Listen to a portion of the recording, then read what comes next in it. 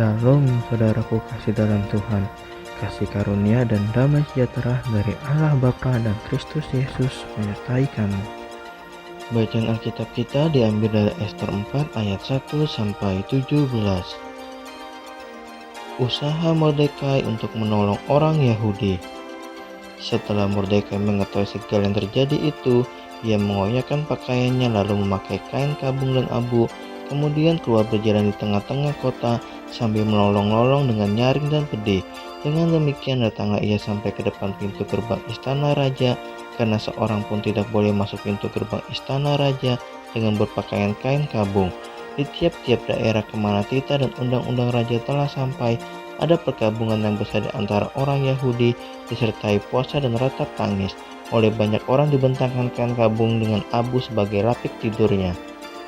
Ketika dayang-dayang dan sida-sida Ester memberitahukan hal itu kepadanya, maka sangat risau hati sang ratu. Lalu dikirimnya pakaian supaya dipakaikan kepada Mordekai dan supaya ditanggalkan kain kabungnya daripadanya, tetapi tidak diterimanya. Maka Ester memanggil Hatta, salah seorang sida-sida raja yang ditetapkan baginda melayani dia, lalu memberi perintah kepadanya menanyakan Mordekai untuk mengetahui apa artinya dan apa sebabnya hal itu. Lalu keluar Hatta mendapatkan Mordekai di lapangan kota di depan pintu gerbang istana raja, dan Mordekai menceritakan kepadanya segala yang dialaminya, serta berapa banyaknya perak yang dijanjikan oleh Haman akan ditimbang untuk perbendaharaan raja sebagai harga pembinasaan orang Yahudi.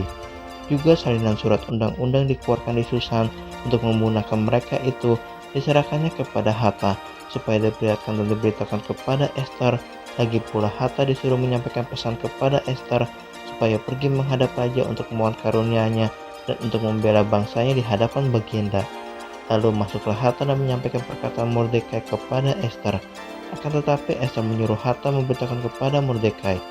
Semua pegawai raja serta penduduk daerah-daerah kerajaan mengetahui bahwa bagi setiap laki-laki atau perempuan yang menghadap raja di pelataran dalam dengan tiada dipanggil, hanya berlaku satu undang-undang, yakni hukuman mati. Hanya orang yang kepadanya raja mengulurkan tongkat emas yang akan tetap hidup, dan aku selama 30 hari ini tidak dipanggil menghadap raja. Ketika disampaikan orang perkataan Ester itu kepada Mordekai, maka Mordekai menyuruh menyampaikan jawab ini kepada Ester. Jangan kira karena engkau di dalam istana raja hanya engkau yang akan terluput dari antara semua orang Yahudi. Sebab sekalipun engkau pada saat ini berdiam diri saja, bagi orang Yahudi akan timbul juga pertolongan dan kelepasan dari pihak lain, dan engkau dengan kaum keluargamu akan binasa. Siapa tahu mungkin justru untuk saat yang seperti ini engkau beroleh kedudukan sebagai ratu.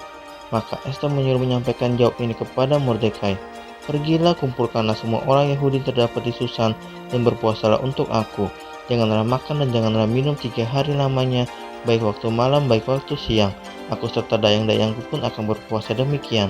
Dan kemudian aku akan masuk menghadap raja. Sungguh pun berlawanan dengan undang-undang, kalau terpaksa aku mati, biarlah aku mati. Maka pergilah Mordekai, dan diperbuatnyalah tepat seperti yang dipesankan Ester kepadanya.